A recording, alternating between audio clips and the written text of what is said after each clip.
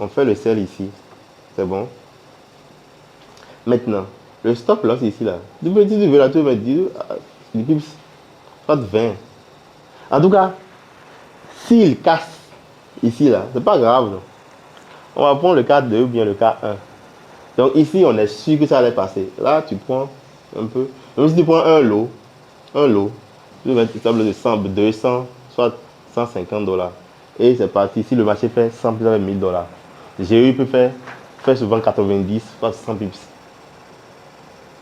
Là, tu prends, si tu vois 1000 dollars par déjà bon.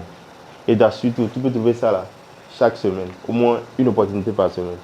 Le marché fait souvent, sur l'euro USD, j'ai pu faire ce cas là, une seule fois. Une seule fois peut-être par semaine. En tout cas, dans la semaine là, tu dois voir ça, peu importe la paix. Donc ça dépend. Pour augmenter le risque, il faut aussi voir le cas et la probabilité pour que le setup passe. Donc si j'ai bien compris, Ouais. par rapport au 4-3 là, ça offre plus de possibilités de prise de position. C'est un peu c'est un peu sûr. Vous aviez dit que après la session de Tokyo, que Londres ne commence pas en même temps. Il y a environ 1 heure. Il y a environ 1 heure. Maintenant, ma première question déjà, Tokyo, dans ce cas, ferme à quelle heure? Tokyo, bon, été, hiver. Oui, mais environ quelle heure là? Bon, souvent, lors de l'été, la saison de Tokyo finit à 6 heures. 6 heures, ok. Hiver, c'est 7 heures. Donc, généralement, je dis 6 heures parce que soyez là à la fin de la saison de Tokyo.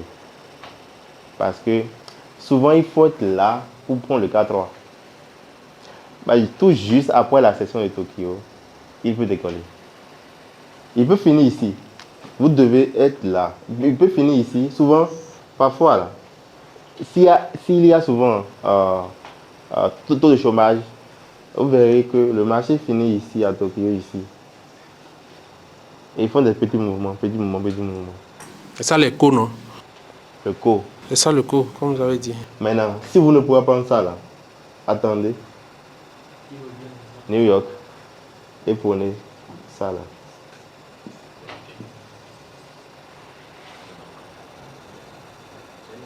Oui. Si je comprends très bien, sur le marché en consolidation, on ne trade pas, on observe. C'est la nuit, c'est même la nuit. La nuit, il faut dormir. Ici là, c'est 22 heures. Et à 6 heures ou 7 heures. Actuellement, la serve, c'est bien parce que c'est l'été, c'est l'hiver. 7 heures, donc il faut dormir la nuit. À moins s'il n'y a pas d'annonce. Si c'est l'euro USD, non, il ne bouge pas la nuit. À moins que la nuit, là, il y a l'annonce. Il y a des paires qui bougent à Tokyo, les paires d'Asie, là, qui contiennent USD-CP, AUD, c'est ça, non? AUD, USD, NZD, USD, ça reste une paire. Aude, les paires qui contiennent Aude. C'est ces 3 paires là, 3 bien 4, qui bougent à Tokyo. Actuellement, vu que c'est l'hiver, on doit être là à 6 heures. À 7 heures. 7 heures. Pour voir la fin de la session de Tokyo. Maintenant, avant de dormir, il faut analyser le marché pour voir. Si c'est qu'on a fini le premier level, le marché nous fait conso. Et tu viens. Ok, d'accord, demain je serai là. En tout cas, tous les jours là, il faut te lever, oui, à 6 heures pour voir la fin de la session de Tokyo. Et de là maintenant, tu ne peux pas ta semaine, ta journée. Et aussi là derrière qu'on va voir. Dans le 4-3, pour préciser, à la fin de la session de Tokyo, là, pendant les 1 heure, là, ils vont faire les considérations sans casser. Ils ne cassent jamais. Jamais, jamais. Il n'y a pas cassure. Sans casser le haut ou bien le bas de la session asiatique. Là, maintenant, après l'heure, là, c'est ça, on rentre. Mais pendant qu'il est en train de... Non, attendez le cours. Parce qu'il vous donne l'heure là. Ça ne sera pas professionnel. Parce que ici, c'est la théorie. Bon, ici, c'est la théorie. Il peut arriver des fois que c'est après 1 heure que le marché décolle. Et des fois aussi, à 7h00, le marché décolle. Mais on doit être dedans avant. Et tu prends ici. Pendant qu'il fait les cours, là, les considérations, on peut rentrer. Oui. Maintenant, si tu te lèves à 6 heures et que tu prends parce que tu ne veux pas te patienter, rassure-toi qu'ils vont faire cours. Oui, il faut être patient. Il faut être patient aussi. Maintenant, vous rentrez trop tôt et vous perdez espoir avant que le marché décolle. C'est pourquoi la méthode de marketing est bonne. Tu sais ce que le marché va faire. Si je rentre dans un marché sans cours, il doit faire un cours. Forcément. Maintenant, il est bon d'attendre le cours parce que qu'est-ce qui garantit que le marché va se rouler sur l'ADR? Il peut casser l'ADR avec force. C'est le cours qui doit rassurer que les dealers sont en train de se préparer. Les meilleurs marchés pour les débutants, il y a le forex et les matières premières. Mais je vous conseille de trader uniquement le gold. Je vous conseille ça par exemple. Parce que ça sera très difficile pour vous de toucher le stop loss sur le gold. Tu dis ça, les gars vont dire non, ça sera vraiment très difficile. Par exemple, moi je veux passer en fait une semaine sans toucher stop loss sur le gold par exemple. Mais c'est possible que je touche stop loss sur le forex. Parce que souvent, vu que c'est un marché forex, je ne taille pas trop d'importance à mes prix de position par exemple. C'est vrai que je vois, mais être si parfaite là, je sais que sur le gold, c'est un peu facile au fait, même si pour vous c'est un peu facile. Et aussi le capital qui est là. Mais le forex aussi c'est bon. Mais le gold là c'est. Ça décolle quoi. En parlant de gold là, est-ce qu'il serait peut-être de prendre ça seulement, c'est ça? Si vous voulez, prenez le gold. Mettez minimum $200 sur le compte pour les plus petits lots. Un seul lot a déjà atteint fait 90-100$. Avec le plus petit lot, ça dépend du point d'entrée.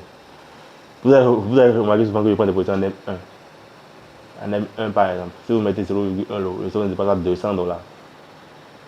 Ouais, un peu. Maintenant, On va pas aller en M1 d'abord. oui, en M15, $10. Tu risques 10 pour gagner 100. Tac, tac, tac, tac. 10, c'est-à-dire que même si tu n'es pas parfait, ils vont faire un peu de bruit, aller-retour, mais tu dois dedans. Et surtout ce cas par exemple là, prenez, mettez $15 peut-être, $15 comme stop loss pour gagner 100 ou bien 90. En tout cas, AD atteint, c'est entre 50 et 90. Et moi j'ai remarqué que il y a les autres paires, il y a beaucoup de paires sur le forex.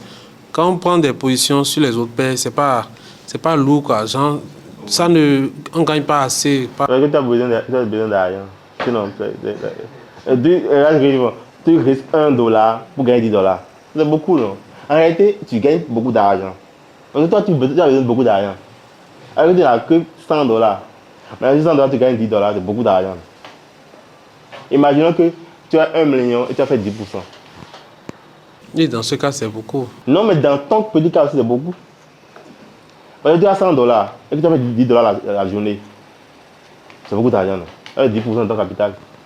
Bon, le bilan est positif, mais en termes d'argent. Mais je pense que c'est toujours bien de prendre une seule paire ou bien une ou deux. Bon, vous pouvez ajouter l'euro USD, CBP USD. Mais l'idée là derrière, c'est de connaître la paire. Ben, un peu. Connaître la paire. Vous allez quand même remplir les comptes si vous tradez 10 paires. On ne sait pas les $1 qu'on paie là, 0,5 $ et que tu fais x 10, c'est beaucoup d'argent.